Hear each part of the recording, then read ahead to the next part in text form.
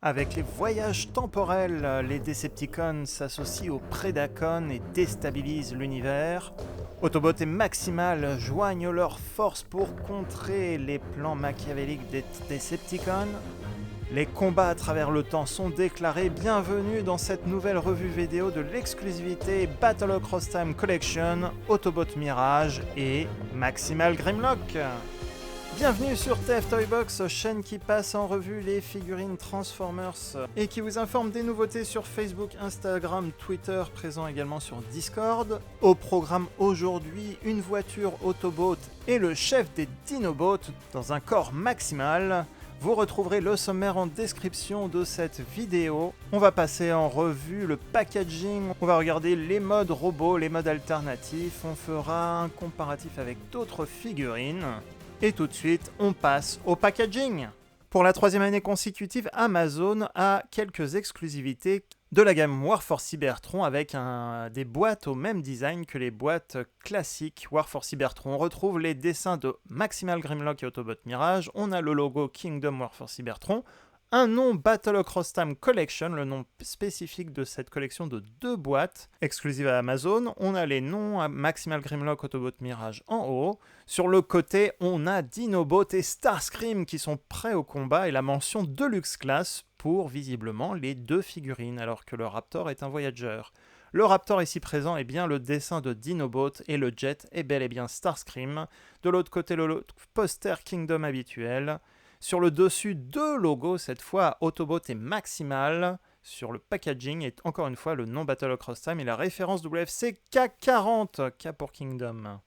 On a un super artwork qui formera un poster. Le côté de la boîte et l'avant de la boîte forment un poster. Et on peut observer également sur le côté droit Waspinator, qui normalement est dans la vague 4 Kingdom. On l'espère, mais on a aussi un petit morceau d'aile qui appartient à la deuxième boîte Battle Across Time Collection exclusive à Amazon qui sort dans un mois normalement. Sideswipe et Maximal Skywarp, les 2 boîtes collées formeront un poster. Au dos, les modes robots et modes véhicule des 2 personnages Maximal Grimlock et Mirage, 20 étapes de conversion pour l'un, 28 pour le Raptor, et le design habituel des boîtes. On verra que pour Mirage, on a une version très modifiée de Mirage de la version siège, mais avec un mode véhicule terrestre, mais pas mal de nouvelles pièces. Grimlock a le droit à une nouvelle tête par rapport à Dinobot. On ouvre la boîte. Le dessin et les instructions de nos 2 figurines dans un bon manuel d'instructions, bien costaud, bien gros, mais les figurines sont assez simples à transformer. À titre de comparaison, je vous mets une boîte figurine Deluxe Kingdom pour vous donner un ordre d'idée de la taille de la boîte, de la hauteur de la boîte, si vous aimez exposer vos boîtes. La boîte fait exactement la hauteur d'une boîte Voyager Studio Series. Nos 2 figurines sont attachées sur du carton, économie, écologie et plus de bulles en plastique inutiles. Par contre, on n'aura pas le droit à des cartes Collector Kingdom cette fois-ci, mais on a bien nos accessoires attachés sur le côté. Et Grimlock qui a droit à une nouvelle tête.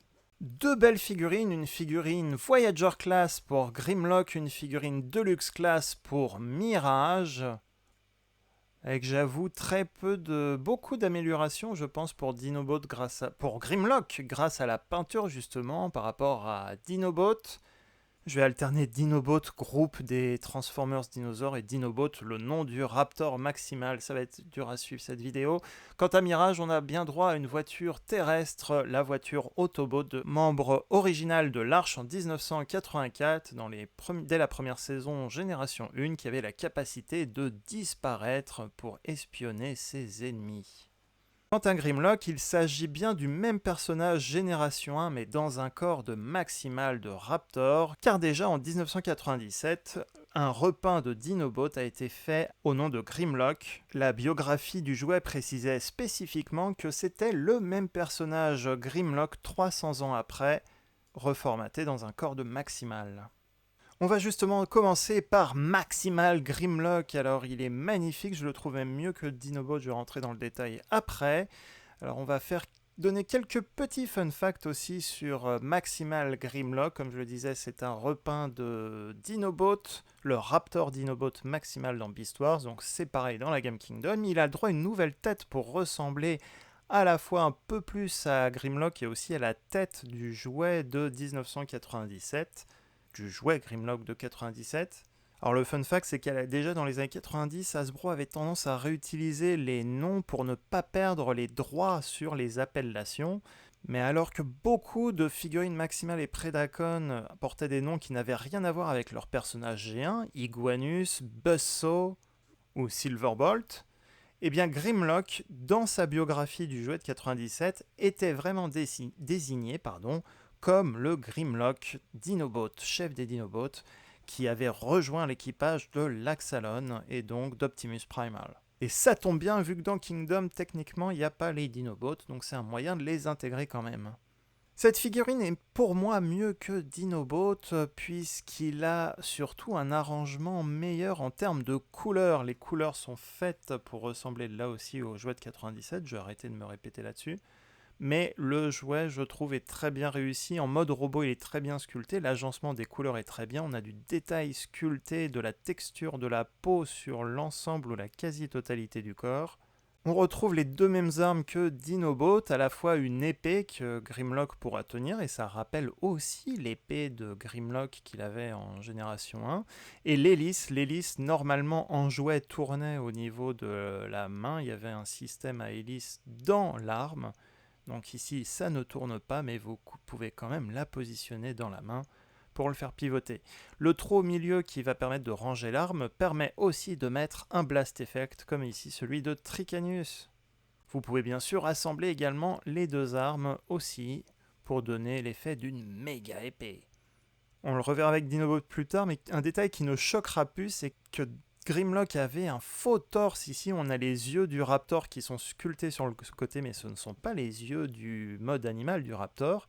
Et les yeux étaient peints. Ces parties se retrouvent au niveau des cuisses en mode animal, donc on voyait des yeux qui sortaient de l'arrière des cuisses qui faisaient un peu bizarre. Donc là, on n'aura rien. On aura des détails de la cage thoracique, du doré et du blanc aussi sur les jambes qui est vachement bien fait. On a même c'est plutôt du bronze au niveau du plastique. On espère qu'il n'y aura pas de gold plastic syndrome au niveau des jambes. En tout cas, ça n'a pas l'air. Au dos, toujours la texture du Raptor qu'on reverra plus tard en mode animal. Côté articulation, ce sont les mêmes que Dinobot et les figurines Kingdom. Beaucoup d'articulation au niveau de la taille, des chevilles, des genoux. La tête est sur un ball joint. Les bras ont un grand mouvement possible. Grand mouvement de rotation possible au niveau de l'épaule, au niveau du bras qui peut pivoter sur lui-même, le coude et même la poignée et les doigts du Raptor. Inspiration du moment, vous pouvez rajouter une ficelle de haut en bas et simuler le fait que Grimlock ici tient une sorte d'arche. Voilà, c'est une inspiration au niveau de l'enregistrement vidéo. Et il aurait pu lancer son épée avec son arche.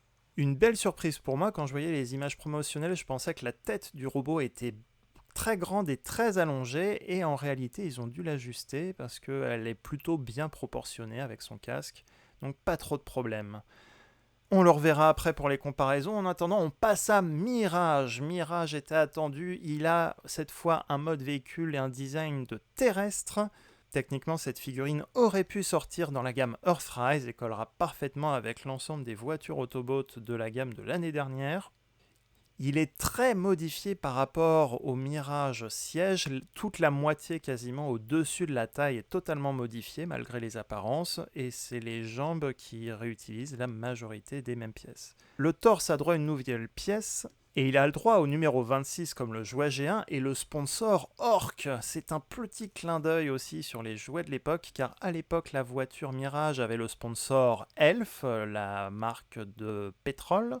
Elf, Orc, voilà, petit jeu de mots pour mettre discrètement un sponsor sur une voiture de course. Ils auraient pu aussi dessiner un elfe, mais en tout cas, voilà, le mot Orc est plutôt sympa et plutôt rigolo pour ce sponsor.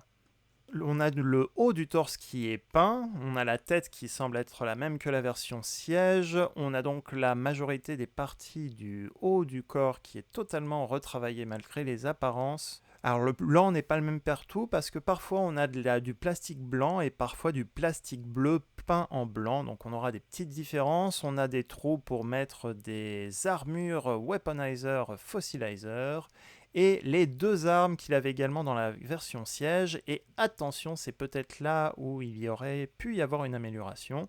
C'est que pour la nouvelle construction, l'aileron du véhicule se trouve dans un des points de connexion de l'épaule. Et de par la nouvelle pièce également, il n'y a plus de point de connexion sur le dessus des épaules. Donc Mirage a un lance-missile, mais qu'il ne peut plus mettre à l'épaule. Donc il va servir essentiellement de deuxième fusil lance-missile qu'il va tenir à la main. Hop là! Sachez que le missile se détache et peut aussi se connecter à d'autres ports de 5 mm pour les armures Weaponizer Fossilizer qu'il a le long du corps. Donc vous pouvez le réajuster, réaménager légèrement. Mais il y a quand même un nouveau point de connexion à l'arrière de l'épaule, donc on ne pourra pas exactement l'orienter, mais il a quand même un point de connexion si vous voulez stocker le lance-missile. Donc voilà, c'est d'un point de vue design, s'il faut qu'il tire, il faut baisser, tirer le bras vers l'arrière, mais sinon on peut quand même à peu près avoir le look du lance-missile sur son bras. Comme ceci. Et l'autre pistolet est le même que la version siège, aucun problème avec lui. Les instructions montrent que les armes peuvent être stockées toutes les deux à l'arrière des deux épaules, comme ceci. Mais après, vous faites tout de manière ce que vous voulez. J'ai même envie de dire, c'est vous qui voyez. On va passer justement en comparaison avec la version siège, la version cybertronienne. Donc les parties de la carrosserie extérieure de Mirage ont été totalement changées, comme on va le voir un peu plus en détail. Les armes vont être les mêmes, mais également tout ce qui est à peu près au niveau du dessus de la taille va être différent. Donc déjà au niveau du bas on a bien des parties bleues modifiées alors que les originales étaient également en plus transparentes, alors que le nouveau sera totalement non transparent, bleu. Les mains et les épaules vont être identiques mais les bras vont être différents et voici le fameux point de connexion qui n'est plus au niveau du nouveau Mirage et qui aurait aidé à la mise en place du lance-missile. Les torses également se ressemblent mais sont totalement différents. Le torse est un peu moins large d'ailleurs sur le mode terrestre Kingdom Mirage. L'ancien avait donc un aileron qui pouvait bouger et qui avait un trou d'un point de connexion par rapport à ce Mirage là. Encore une fois, c'est donc la nouvelle construction, les modifications qui ont fait ça. Mais un mal pour un bien puisqu'on aura un mode terrestre pour ceux qui voulaient compléter leur collection terrestre. On a également un point de connexion à l'arrière, par contre j'ai l'impression que sur ma version, le trou au niveau de la pièce blanche est un peu trop gros ici et n'arrive pas à fixer une arme Weaponizer dedans. Les roues sont identiques et on a d'autres pièces qui seront similaires. Comparaison avec le Maximal Dinobot Grimlock et également le Maximal Dinobot. J'espère que vous suivez. Si vous êtes nouveau sur la chaîne, revoyez également la revue de Dinobot. Je la remettrai en haut à droite et en description de cette vidéo. On a donc une seule différence physique, c'est donc la tête qui a été modifiée, tout le reste est identique. Par contre, en termes de couleur et changement de couleur, c'est Grimlock qui gagne légèrement, puisque on le verra en mode animal ici, cette partie orange était visible en mode Raptor pour Dinobot, alors que le blanc avec la peau blanche ne se verra pas beaucoup, pareil pour les yeux au niveau du torse. J'espère que j'ai été clair. Meilleur agencement de couleur donc pour Grimlock. Comparaison avec deux nouvelles Deluxe de la vague 3, Kingdom Scorponok qui est un petit Predacon Deluxe et Trax qui est à peu près de la taille normale d'une Deluxe, donc qui est de la même taille que Mirage, de la tête aux pieds. Grimlock lui est un peu plus imposant.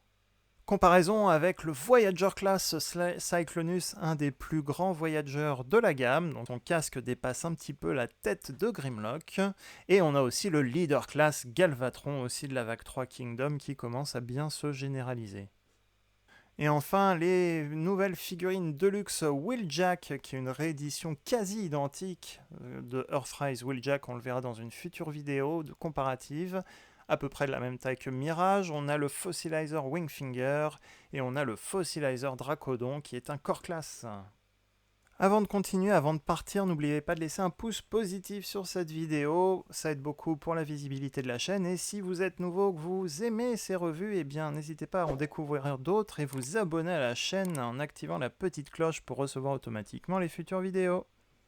Amis des fans d'armes, weaponizer et fossilizer, si vous avez par exemple Tricranius, vous pouvez équiper vos figurines d'armes avec les points de connexion et bien sûr au niveau des mains.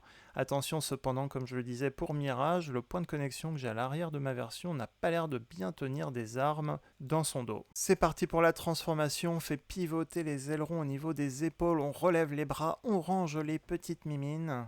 On va détacher au niveau de la taille le torse avec la taille du robot. On la redresse un petit peu comme ceci. On va faire pivoter les jambes vers l'extérieur. On redresse la partie bleue, l'avant de la jambe, entre guillemets, pour former la carrosserie de la voiture. On replie les parties grises qui correspondaient aux pieds du robot pour les aligner au niveau de la carrosserie. On pivote les roues vers l'extérieur. En fait, j'aurais dû le filmer dans l'autre sens parce qu'on va donc avoir l'avant de la voiture. Ça va être un peu plus clair dans quelques secondes. Donc on pivote. On a donc l'avant de la voiture avec un nouveau logo Autobot qui va apparaître. On va relier les deux parties, les deux jambes entre elles et on va redresser et coller les parties bleues entre elles également pour former l'avant de la voiture. Il y a des petits picots un petit peu partout, donc on va aussi les emboîter pour être sûr et que tout soit bien emboîté et bien aligné. Et on a aussi au niveau de la taille juste en haut et ça permet donc d'avoir l'avant de la voiture solidement attaché comme ceci. Alors pour les épaules, on les redresse vers le haut, on prend même au niveau de la partie blanche comme ceci pour ouvrir les épaules et détacher, sortir les roues arrière de la voiture. On baisse le petit panneau blanc, on fait pivoter la tête pour la rentrer dans la voiture. On va ensuite rebaisser le petit panneau blanc, il y a même un petit pic, un petit point de connexion, comme ceci. Pour ma version, il faut bien la coller les différentes parties pour bien que ça s'assemble, pour bien que tout s'emboîte. On redresse ensuite les bras vers le haut pour baisser les bras. C'est pas l'expression habituelle, c'est juste factuellement on va baisser les bras et on va coller l'ensemble des ailerons. Et voilà, les ailerons pivotent un peu trop sur ma version, mais on va coller les ailerons ensemble. Puis on va attacher les bras et les coller à la partie bleue de la voiture pour former une magnifique voiture de course terrestre, Mirage, mode terrestre, Kingdom. On a deux points d'attache qui vont permettre de stocker les armes également sur les côtés, comme ceci. Et voilà. Olé! Comme ceci, c'est mieux. Pas grand chose à dire de plus, si ce n'est que ce n'est pas exactement la Formule 1 que l'on connaît des années 80, c'est une voiture moderne Formule 1, mais qui collera à l'esprit de la voiture de course Mirage que l'on a l'habitude de voir, une voiture Autobot de course bleue et blanche avec un logo Autobot au milieu, le numéro 26 qui apparaît encore sur le côté et un bon logo Autobot en plein milieu. Et comme je le disais, la partie arrière de la voiture a été retravaillée. À l'arrière, on avait sur la voiture le torse du robot qui se retrouvait donc à l'arrière, c'était un faux torse, alors qu'ici le torse se retrouve en dessous de la voiture. Donc on a toujours un faux torse du mode robot, mais ce n'est pas le même. Et il faudra faire attention à la peinture vu que c'est de la peinture blanche sur du plastique bleu, donc attention quand vous faites rouler votre voiture Autobot. Et on a bien nos deux points de connexion ici pour mettre les armes si vous voulez les stocker ici. Comparaison rapide en mode véhicule de voiture Autobot avec Deep Cover de la gamme Select, ainsi que Huffer et Warpath, des figurines Deluxe Class Kingdom, vague 2 et vague 1 respectivement. La transformation de Grimlock étant identique à la transformation de Dinobot, je vous remets le lien de la revue de Dinobot en haut à droite et en description de cette vidéo pour la transformation. Un peu plus complexe que la normale vu que c'est un Voyager Class, mais la transformation sera donc totalement identique à Dinobot.